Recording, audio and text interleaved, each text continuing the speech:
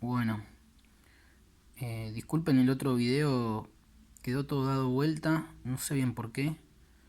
Eh, Grabarlo bien de nuevo diciendo todo me parece medio complicado. Espero que lo puedan ver dándolo vuelta si lo ven en el celu eh, o en la compu que se pueda rotar. Si no, vuelvo a hacerlo. Acá está la idea del corolario, que es lo que más vamos a usar. Y lo que motiva esto es lo que dice acá. Supongamos ahora que hay que entender esto, que tenemos que dibujar en un intervalo una función continua que nunca vale cero, es decir, cuyo gráfico no toque el eje X. O sea, es una función continua que nunca vale cero. La condición de que sea continua nos obliga a que una vez que elijamos si la función en un punto es positiva o negativa, no puede ser cero porque si no su gráfico estaría tocando el eje X. En el resto de los puntos la función deberá conservar este signo, es decir, será toda positiva o toda negativa, ya que no podemos cruzar el eje. O sea, si es continua y empiezan a graficar la función arriba del eje X, nunca va a ser negativa porque para eso tiene que atravesar el eje X, como pasaba con el teorema de Bolzano, y no puede pasar porque la función nunca vale cero. O sea, estoy con la hipótesis de que una función nunca vale cero en un punto, ¿sí? En un intervalo. Bien, y acá hay gráficos de ejemplos. Tendría que enfocar bien. Esto igual está en el PDF de Bolzano. Ahí está. En la izquierda, en el intervalo siempre es positiva porque empezó positivo. Y en el otro, de a más infinito y siempre negativa, porque no puede valer cero. Y entonces acá dicen, esto es exactamente lo que dice el corolario del teorema de Bolzano, que es lo importante y lo que vamos a usar. Dice, sea f una función real continua en todo punto de un intervalo real. Bueno, una función continua en un intervalo. Si f no vale cero para ningún punto de dicho intervalo, entonces su signo en el intervalo es constante, es decir, es siempre positiva o siempre negativa en el intervalo. Esta es la clave. Y esto va a estar relacionado con analizar o hallar el conjunto de ceros de una función. ¿Está bien? Ahí dice, ahora aplicaremos el corolario del teorema de Bolzano para calcular los conjuntos de positividad y de negatividad de una función continua a partir de su conjunto de ceros. Bueno, lo que yo les decía. Hay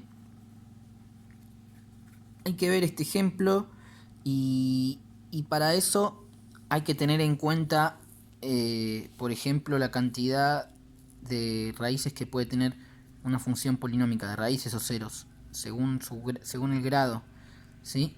No voy a hacer todo un ejemplo ahora, no tan largo, puedo hacer alguno más cortito. Estos están en ejercicio 29 de la práctica 2. Ahí hay un montón o varios que son todos para practicar esto. Puedo pensar alguno parecido. Pero entonces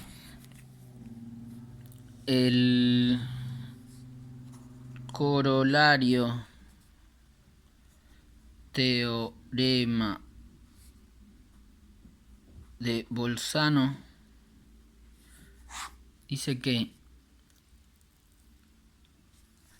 de nuevo, f continua en un intervalo.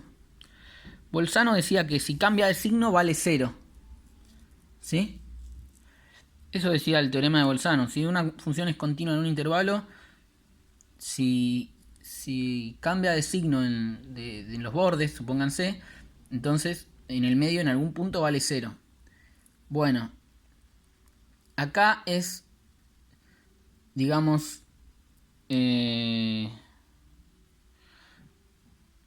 esto se llama contrarrecíproco, como lo quieran ver, pero es como el inverso en algún sentido. O sea, si f no vale cero en ningún punto del intervalo y es continua, ¿sí? Y no vale 0 en ningún punto del intervalo, entonces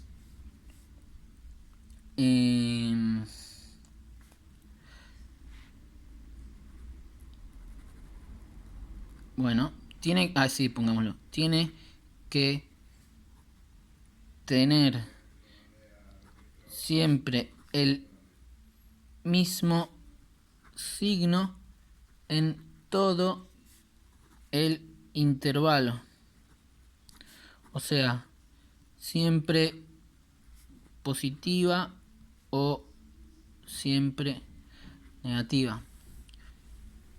¿Por qué? Porque si yo tengo acá el intervalo AB y yo digo que no vale 0 en ningún intervalo, lo que leí al principio, si f de A vale acá, supónganse, y es continua, no puede ser que f de B esté acá, porque si está acá va a tener que pasar por el 0, que es lo que decía Bolzano. O sea, como nunca vale 0, se puede acercar acá todo lo que quiera, pero sin tocarlo.